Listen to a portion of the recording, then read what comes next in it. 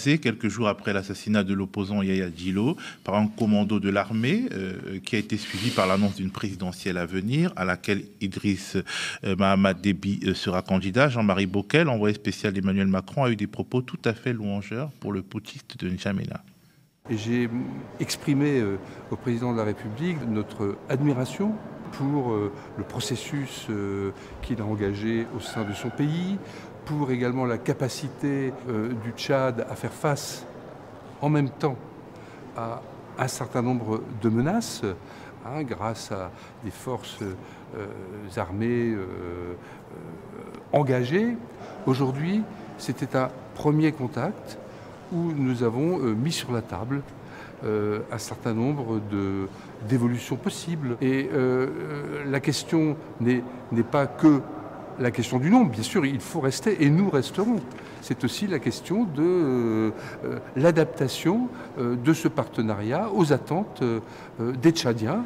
Et il est possible que lors d'une deuxième visite, nous puissions constater effectivement que nous sommes arrivés à cet accord gagnant-gagnant que nous appelons de nos voeux. On est d'accord, Fabrice, que c'est tout à fait inaudible.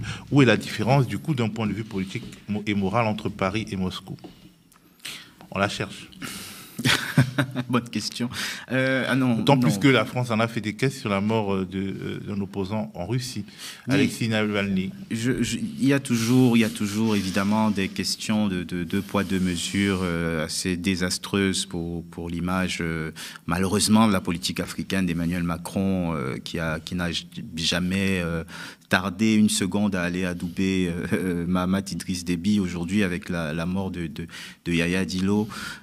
C'est le signe d'un échec vraiment désastreux parce que il nous rappelle que Mahamat Idriss Déby est capable des pires exactions, tout comme son père, et que la France a soutenu ce type de régime-là et montre les muscles face à d'autres régimes militaires au Mali, au Niger.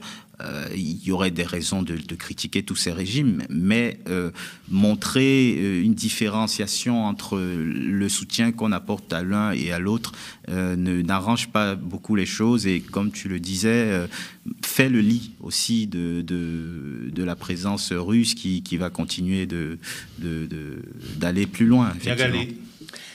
Moi, je suis convaincue depuis un certain temps, depuis l'événement que vous rappelez, c'est-à-dire cet adoubement de Mahamat Idriss Déby au lendemain du changement constitutionnel de gouvernement qui, il faut le rappeler, a placé à la tête de l'État une junte militaire qui plus est dirigée par le fils du président défunt dans le cadre d'une transition dynastique. Donc on a à la fois coup d'État et transition dynastique. Je pense que le Tchad peut être, si ce n'est le cercueil, en tout cas, le pays où la France pourrait être exclue de manière encore plus visible et encore plus durable qu'elle ne l'est aujourd'hui. Je pense que ce discours à géométrie variable qui touche non pas seulement l'Afrique, mais qui, comme vous le rappelez, a une dimension internationale, ne peut pas durer parce que cette position qui a été adoptée par la France au Tchad est entrée en contradiction frontale avec celle qui a été adoptée notamment au Sahel, en particulier au Mali, et on a vu fleurir sur les réseaux sociaux, notamment, des propos qui parlaient de Mahamat Idriss Déby comme le putschiste halal pour la France. Et c'est extrêmement répandu encore aujourd'hui de considérer que la position française au Tchad est intenable. C'est un message qui apparemment n'est pas entendu par les autorités. Je pense que c'est une erreur parce que l'on a vu que les autorités tchadiennes, elles aussi, font monter les enchères. Mahamat Idriss Déby, il y a moins d'un mois, s'est précipité à Moscou également. Donc attention à un allié qui n'est peut-être pas aussi fiable que les Français semblent l'espérer aujourd'hui. On dirait, il faut que vous finissiez en une minute parce que l'émission devrait déjà être terminée. Jean-François Kandji-Combé, il aurait tort de se gêner, Mahamat Idriss Déby. Ben oui. Je dirais même en 30 secondes parce que j'allais apporter la nuance. quand on observe bien, il n'est pas exclu qu'il y ait de la collusion entre la France et la Russie lorsqu'il s'agit d'Afrique. Méfions-nous beaucoup. Ce dont nous sommes en train de parler, notamment la visite d'Idriss sur certains du théâtres, président, oui. Sur certains théâtres. Au Niger, non. Non, mais pas sur tous les théâtres. Mais comme il ne reste pas beaucoup de temps, je suis obligé d'y aller à la machette, d'une certaine manière. Aujourd'hui, lorsque on appelle la Russie, c'est pourquoi? C'est pour assurer la protection personnelle d'un président.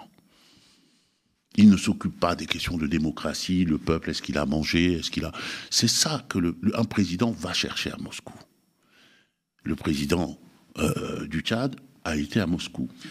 Et l'autre, la France, répond de la même manière. Et il faut faire attention à ne pas considérer que les intérêts de la France dans la guerre contre l'Ukraine, Russie-Ukraine, vont déterminer le positionnement dans nos différents pays, parce que, et on en revient au deuxième point, je terminerai par là, aujourd'hui, tous ces pays fonctionnent par proxy interposés. Ces proxys sont reliés entre eux.